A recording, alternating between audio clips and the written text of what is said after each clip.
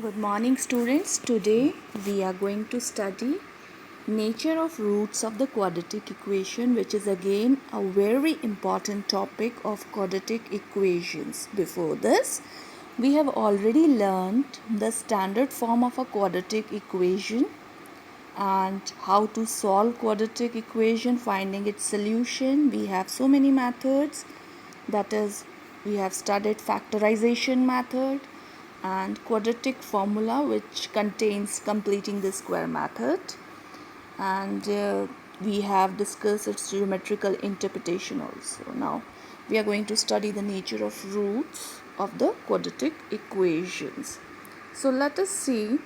Here we have some questions, like you can see, find the nature of the roots of the following quadratic equation, and if real roots exist, find them. So what do we mean by nature of the roots? What is a root? Root, as you can see, that root is a very basic structure in finding the solution, that is, of the quadratic equation. Roots is the key word here. And when it is asked to find the nature of the roots, there is one thing on which the roots depends. That is, as you can see from the quadratic formula we have, when we find the two roots, we have x equals to minus b, x equals to minus b, x equals to minus b plus minus root d over 2a. So this factor, as you can see, this root d, this discriminant is the main factor on which the roots depends. Why? Because if it is positive, then you are going to get real roots if it is positive. But if it is negative, then you are not going to get real roots. For example, we can say that, let us say, we have root of 4 is, we have two roots, plus minus 2, because plus 2 into plus 2 gives us 4 and minus 2 into minus 2 also gives us 4. But what about negative of 4? So in this case, we do not divide in the real root context, and so we say that it is no real roots exist over here. No real roots. Here real roots exist, and in this case no real roots exist. So that is the meaning.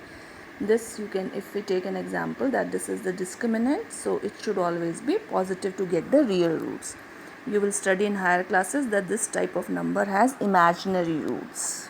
Okay, so all the things depends on the value of d. So we have mainly three cases over here.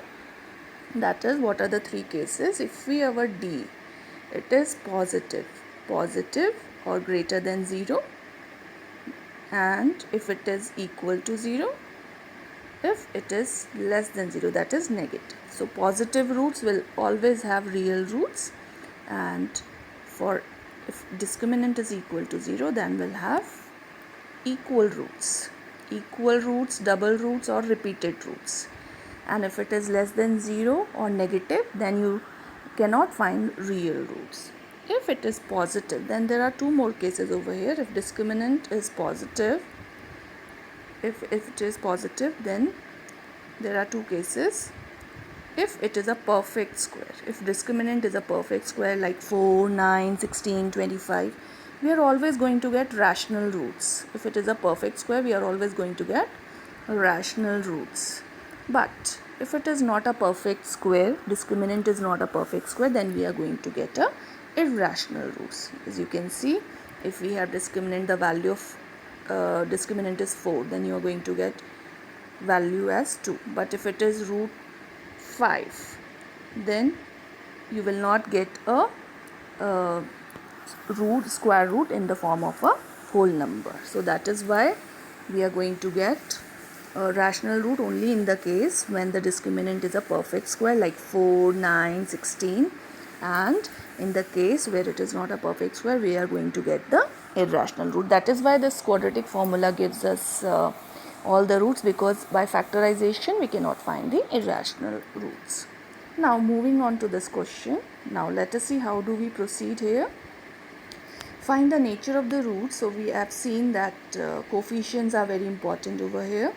Like you can say 2x square minus 3x plus 5 equals to 0.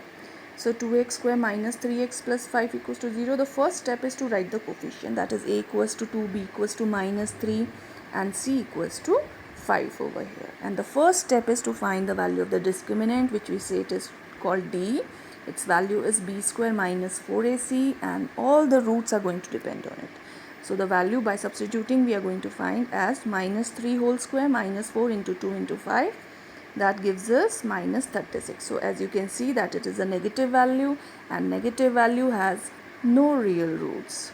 So we are just going to write the equation has no real roots, and just this step we have to show. Moving on, second part, we have 3x square minus 4 root 3x plus 4. Again writing the coefficients over here. A equals to 3, b equals to minus 4 root 3 and constant term is 4.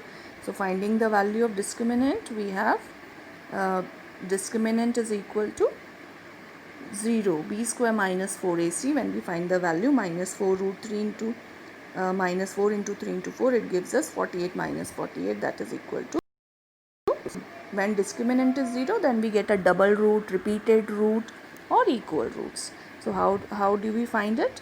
We just place the values over here, that is x equals to minus b over 2a, because plus minus root d part is 0.